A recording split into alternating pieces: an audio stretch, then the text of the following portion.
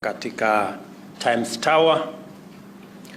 The chair of the board of KRA, Madam acting CG, senior staff members of KRA, staff members, ladies and gentlemen, good morning. I am here today to undertake a very important personal obligation, which I believe by virtue of the office I hold ought to be made visible to all Kenyans as a signal of my commitment to fulfill my duties as a citizen, as a leader, and as President of Kenya. Let me state for the record that I have always endeavored to be fully tax compliant and to remit my taxes due to government in full, and I try always in time. This exercise is not a mere dramatization or other empty public performance. It is something I believe in wholeheartedly, and it is something I cherish. It is my duty, and indeed the duty of every citizen of Kenya, to pay their share of taxes to enable the government provide essential public services and goods. This is the only way to lay the foundation for the pursuit and achievement of economic growth, sustainable development, and prosperity that we can all share.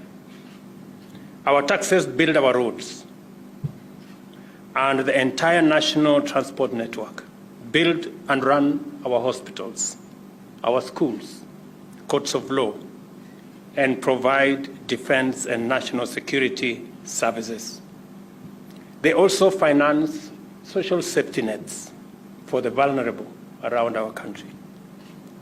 Kenyans cannot afford all these services on their own, and the very few who can afford some pay a very high price per unit. Public goods demonstrate the advantages of living in a community, and paying taxes enables us to finance the provision of this service. And let me mention that the progress of society is not measured by the few who can afford. It is not measured by the wealth of the few. It is measured by the quality of public goods available to everybody. It is measured by the quality of the roads we can build, the quality of education that we have, the quality of hospitals that we have.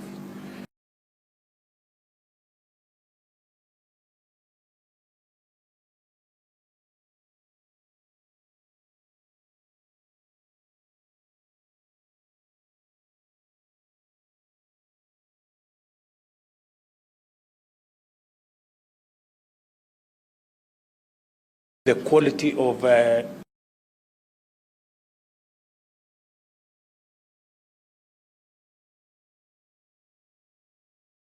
even greater number to join the tax paying bracket. The more the shoulders, the lighter the burden. We must therefore stand together in this endeavor and do our part to keep our country on the path to self-sufficiency and the path of greatness.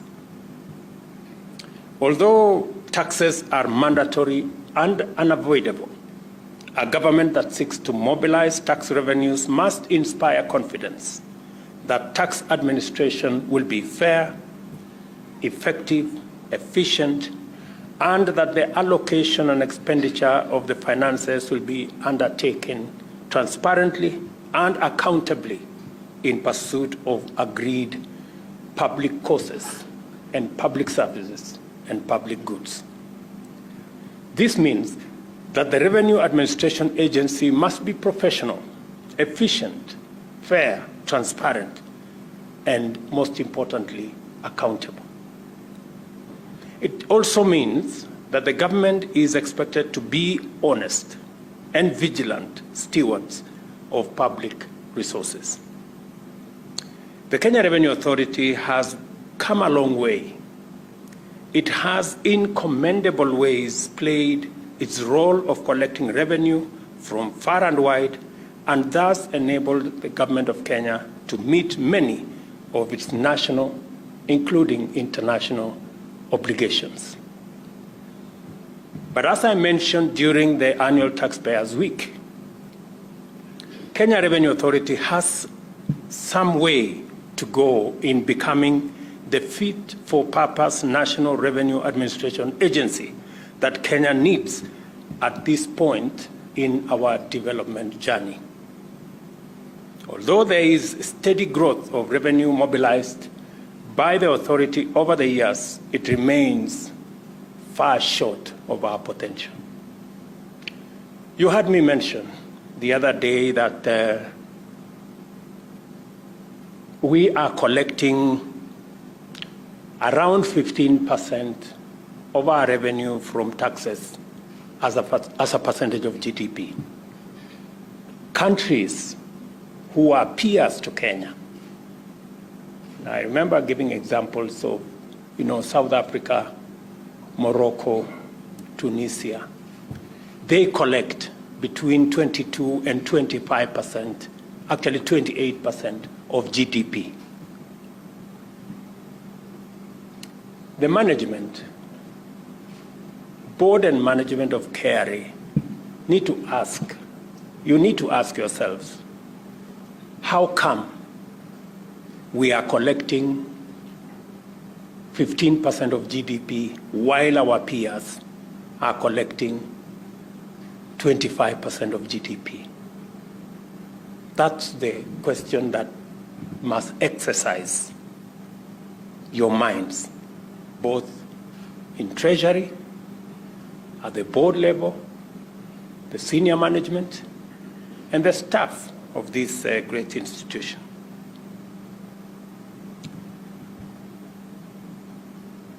At a time when the state of our national finances is not good, especially in the context of the radical measures that must be undertaken urgently to transform the country and the economy, KRA has remained lackluster in its performance.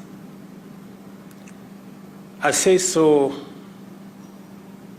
because I am speaking to you now from your abode. Although tax revenue has grown steadily in recent years, the tax base remains far short of its full potential.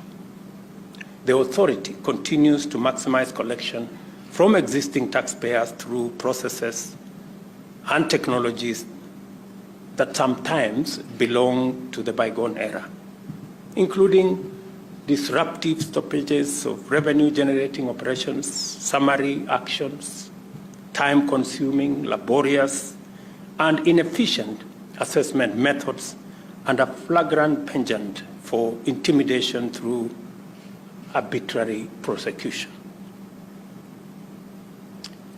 KRA must acquire a new image. You must build a new image, an image that when people come to Times Tower, they don't come here trembling. They come here looking forward to being served. Additionally, I must tell you,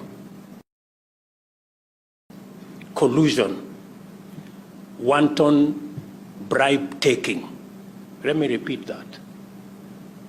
Collusion, wanton bribe-taking, and general corruption continue to pervade operations of KRA, facilitating tax evasion, massive leakages of potential revenue, and inability to meet revenue targets.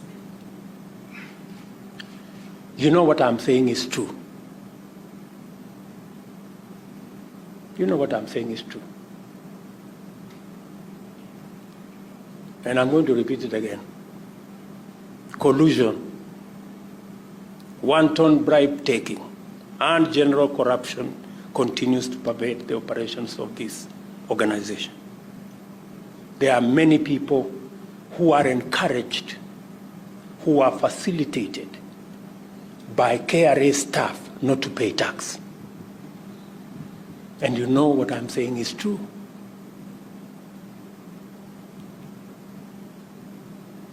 You know very well we would be collecting more money than we are doing, but because we have staff in KRA who do not work for the government of Kenya, they work for themselves.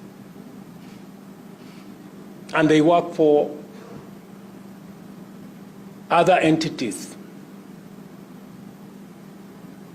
And their biggest assignment is to assist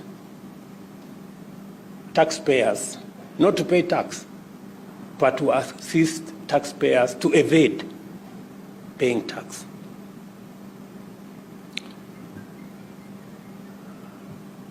And there are many examples, good people. There are many examples. If we ask Kenyans to step forward and name the people who normally facilitate them not to pay tax, I don't know how many members of staff will remain in KRA. It has also been noted that KRA has not embraced a culture of supporting and facilitating taxpayers, alternative dispute resolution, and the deployment of efficient technologies to improve revenue performance. Let me say this again. Now I'm saying it politely. You know that KRA is technology averse. In fact, it is public information that any attempt to digitize, to professionalize KRA has been met by a lot of resistance from staff in KRA. Because technology will make it easy for taxpayers to pay. And there wouldn't be opportunities for people to collude and evade tax. And I'm saying this looking at you guys in your eyes. You know that it has been difficult to roll out technology, that it has been sabotaged by staff in KRA. And it hasn't been sabotaged for any good reason. It has been sabotaged because it seals loopholes of rent-seeking, evasion, collusion, corruption, and that kind of thing. In particular, the resistance to the introduction and upgrading of revenue administration technologies is an emphatic signal of the corporate culture of an organization that is not willing to do its job, which suggests that arbitrary, opaque, and fundamentally corruptible revenue collection methods are the preferred modus operandi. It is expected that high costs will be cited as the excuse, because I keep hearing, oh, we do not have enough money to do this, we do not have enough money to do that. But I remember having a meeting with the acting CG and staff members who came to see me. And I gave them a simple example. I asked them, the people who do betting, because those people who do betting, they pay staff at KRA. And you know they do. So that they don't have to pay all the taxes that are due to the government of Kenya. So I asked, why don't we digitize? Why don't we sit down with Safaricom and tell Safaricom, look, as these people bet, why do we have to wait up to 20th Why don't we split? As somebody is betting, we know what tax is. Let us integrate the system between KRA, Safaricom, and the betting companies. When somebody places a bet, you know, the money for betting goes this way, the taxes go the other way, and everybody is good. And we don't have to have a meeting on the 20th of every month. We can finish that business instantly. You know, we did that. And the numbers that are being paid by our betting companies has changed.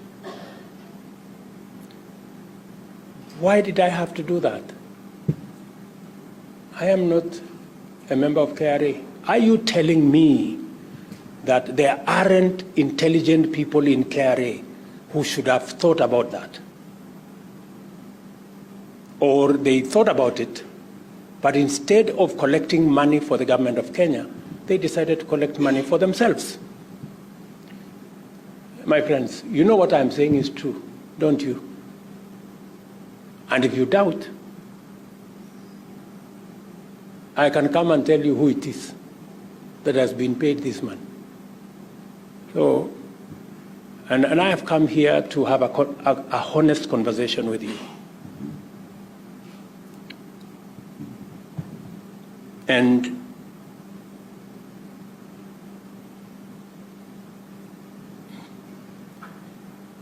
I will not accept that you telling me that technology is difficult. How much money did we have to spend to get the betting companies to pay their full share of revenue that they are supposed to do?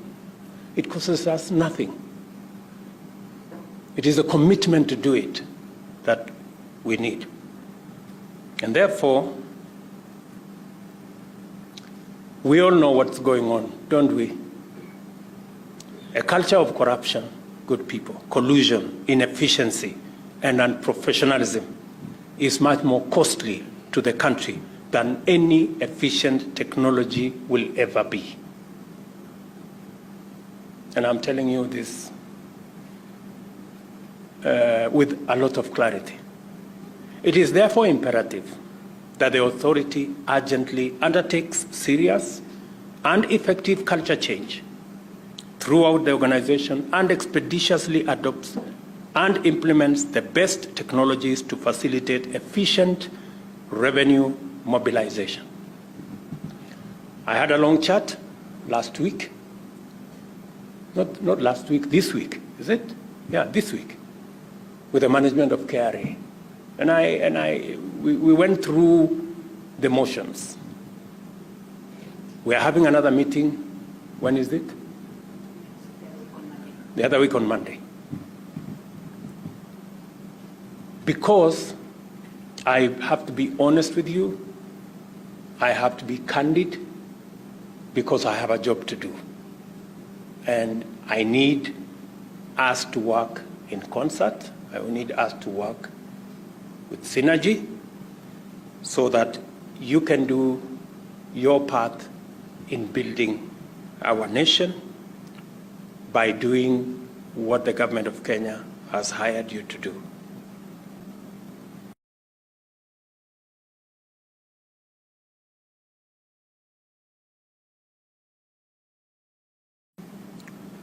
Therefore,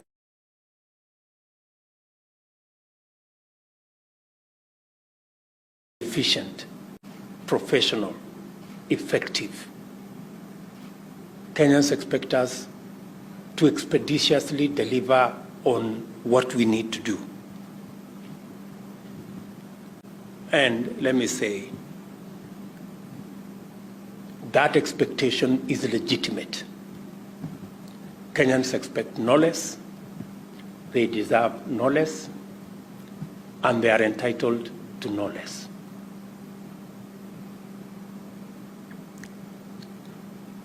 But the problem is not confined to KRA.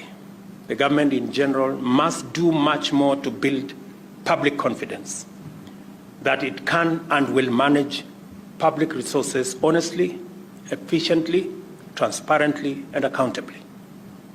The Constitution mandates it, the law requires it, and basic decency demands us to do it. The big question that many Kenyans ask me, and you know very well that I am a very big advocate of Kenya Revenue Authority. You know that. I have gone out of my way to work with you to sensitize, to mobilize Kenyans, to come forward, to explain why each and every one of us must pay tax. I am right at the forefront in sensitizing Kenyans, mobilizing Kenyans to pay tax. I am essentially your unpaid worker. I don't know whether Madam CG will consider a stipend for me for doing all what I'm doing. But the question many Kenyans ask me is, how are we sure that we will all pay? Because we must all be equal. Because the people who have connection, the people who have networks will escape paying. Then the small guys, the people who have no connection, will end up paying. Because there are people in KRA who facilitate others not to pay. The next question Kenyans ask me is, how sure are we that our taxes will not be stolen by public officials sitting in ministries, departments, agencies, offices? So, and I intend to answer those two questions in my term. I intend to answer those two questions. And as I have said, I will take personal responsibility over the safety and the proper use of the public resources of the people of Kenya. It's the only way they can continue to legitimately pay their taxes.